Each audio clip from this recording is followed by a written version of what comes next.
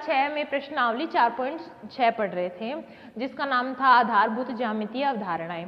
तो हमने उसमें लास्ट जो क्लास थी हमारी, उसमें हमने वृत्त के बारे में पढ़ा था कि वृत्त क्या होता है। वृत्त एक अनंत बिंदुओं से बनी एक गोलाकार आकृति होती है, ठीक है। फिर इसके अंदर जो बीच में ये बिंदु होते हैं इसे केंद्र कहते हैं। फिर बीच वाले केंद्र से लेकर यहाँ तक अगर लाइन खींच दे तो ये हमारी त्रिज्या कहलाती है, और अगर केंद्र से होते हुए ऐसी लाइन गुजरे उसे व्यास कहते हैं, और अगर साइड में लाइनें खींच दें उन्हें हम जीवा बोलेंगे। ऐसे करके हमने इनकी परिभाषाएं पढ़ी थी। जो हमने लास्ट क्लास थी उसमें हमने सब पढ़ लिया था कि किसे क्या बोलते हैं। अब ये हमारा क्वेश्चन आया है, एक ऐसा चित्र बना दिया और आपको बोला गया है कि इसमें जो ये नाम लिखे हैं, इसमें 2-3 क्वेश्चन लिखे हैं, बोले कि इसमें वृत्त का केंद्र बताओ क्या है या त्रिज्या बताओ कौन कौन सी है, तो वो हमें इसमें से ढूंढ के हमें आंसर में पुट करनी है। तो सबसे पहला आपका क्वेश्चन है कि 3 त्रिज्याएं, वृत्त का केंद्र कौन सा है। तो ये रहा जो बीचों बीच बिंदु है उसे वृत्त का केंद्र कहते हैं। तो यहाँ हम लिखेंगे केंद्र बराबर बिंदु O, क्योंकि O बिंदु पे केंद्र है। फिर इसमें लिखा है कि 3 त्रिज्याएं लिखिए आप। अब आप बोलोगे कि हमें तो 3 दिख ही नहीं रही, तो एक त्रिज्या तो हो गई OA। हम यहाँ पे लिखते हैं, देखिए आप, त्रिज्या है पहली है OA, ठीक है, OA। दूसरी है OB, ये भी तो त्रिज्या ही है। दूसरी है OB। फिर तीसरी है OC, ये पूरी आधी आधी तो त्रिज्या ही हो गई, और ये हो गया हमारा OC, ये भी त्रिज्या हो गई। फिर इसमें लिखा है कि एक व्यास, व्यास क्या होता है कि एक बिंदु से दूसरे बिंदु तक खींची गई रेखा बशर्ते वो वृत्त के केंद्र से होकर गुजरे। तो ये एक ही लाइन है जो इसके केंद्र से होकर गुजर रही है, AOC। तो हम यहाँ लिखते हैं व्यास बराबर AOC। बीच में जो जो बिंदु आते हैं उन्हें हम लेके चलेंगे। फिर हमारा D है एक जीवा।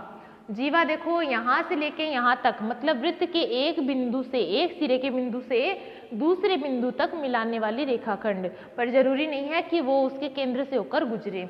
तो ये ED हमारी क्या हुई, जीवा। तो यहाँ हम लिखते हैं ED। फिर नेक्स्ट आपके पास E है अभ्यंतर में 2 बिंदु। अब ये अभ्यंतर और बहिर्भाग, हमने लास्ट में एक टॉपिक पढ़ा था कि अभ्यंतर मतलब वृत्त के अंदर अंदर स्थित बिंदु, और बहिर्भाग मतलब वृत्त के बाहर स्थित बिंदु। तो अभ्यंतर में देखो एक बिंदु तो हमारा केंद्र ही हो गया, है तो वृत्त के अंदर स्थित, तो ये एक तो O हो गया बिंदु अभ्यंतर, एक ही बिंदु अलग से बना रखा है P, ये हो गया हमारा दूसरा बिंदु। तो अभ्यंतर बिंदु O और बिंदु P, O, P, ये हो गए आपके 2 बिंदु अभ्यंतर के। फिर है बहिर्भाग में स्थित एक बिंदु। तो ये आपका बहिर्भाग में स्थित वृत्त की शेप के बाहर स्थित बिंदु, तो इसे हम बहिर्भाग नाम देते हैं। ये हमारा बहिर्भाग हो गया। फिर आपके पास है कि एक त्रिज्य खंड। एक त्रिज्य खंड आपको देखना है, तो हमने पढ़ा था त्रिज्य खंड क्या होता है कि 2 त्रिज्याओं से एक जो वृत्त का भाग निकल के आता है। जैसे हम पिज्ज़ा में पिज्ज़ा कटर करते हैं तो साइड से जो स्लाइस निकलती है तो वो पिज्ज़ा होता है गोल, मतलब वृत्त की शेप का, और उसमें से जो हम पिज्ज़ा के कट करते हैं वो हमारा क्या होता है, त्रिज्या की शेप में हम कट करते हैं। 2 त्रिज्याएं हमने ऐसे निकाली और फिर उससे ये जो भाग निकल के आएगा ये आपका क्या कहलाएगा, त्रिज्य खंड। तो त्रिज्य खंड इधर साइड में लिखते हैं नाम त्रिज्य खंड का। त्रिज्य खंड का नाम शुरू करो C, ये बिंदु A है, सॉरी, AOB, बिंदु AOB से डिनोट करके हम त्रिज्य खंड को बनाते हैं यहाँ पे। फिर हमारे पास नेक्स्ट है कि एक वृत्तखंड। अब वृत्तखंड चाहे लघु वृत्तखंड हो या दीर्घ वृत्तखंड हो, उससे हमें मतलब नहीं है, हमें तो एक वृत्तखंड बताना है।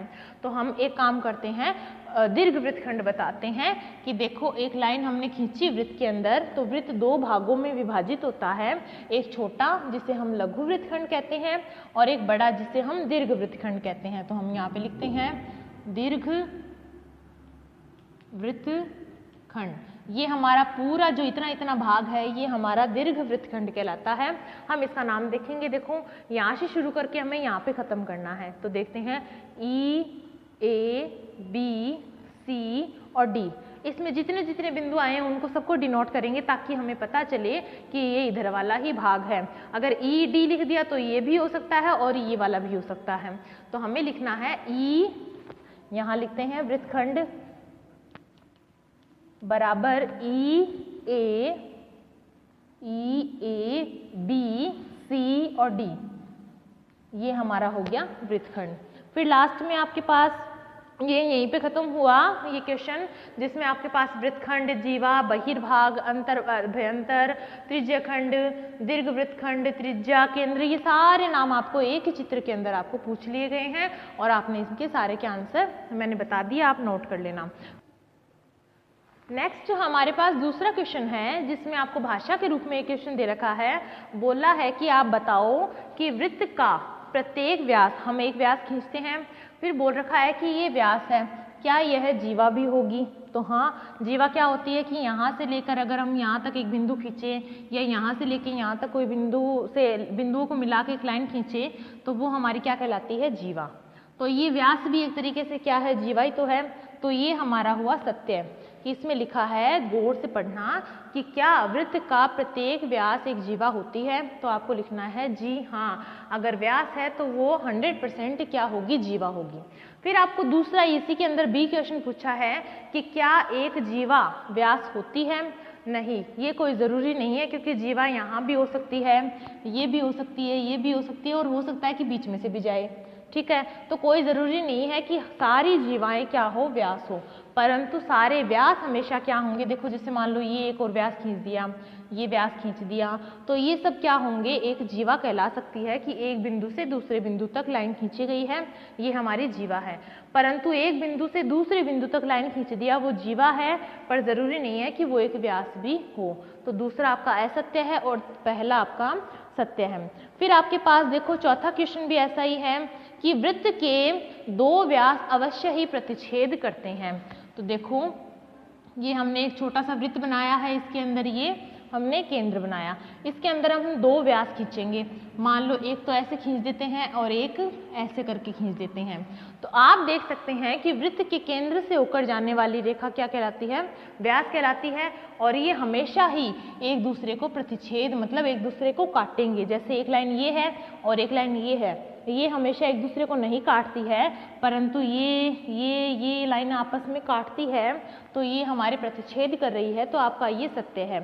इसी हिसाब से चौथे का दूसरा है कि वृत्त का केंद्र सदैव उसके अभ्यंतर में स्थित होता है। तो ये हमारा वृत्त हुआ, ये इसका केंद्र हुआ। ऐसे तो नहीं है कि ये आपका वृत्त है और ये इसका केंद्र हो गया।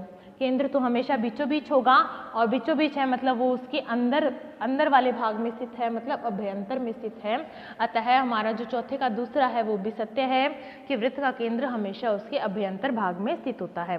इसी के हिसाब से आपकी 4.6 और प्रश्नावली पूरी चौथी भी यहीं समाप्त होती है कि आधारभूत ज्यामितीय अवधारणाएं में हमने क्या पढ़ा? रेखाएं क्या होती है, त्रिभुज, चतुर्भुज, वृत्त, ये सब क्या होते हैं? वृत्त के अंदर के बिंदु, रेखाएं, जीवा, व्यास, इन सब के बारे में हमने अध्ययन किया है।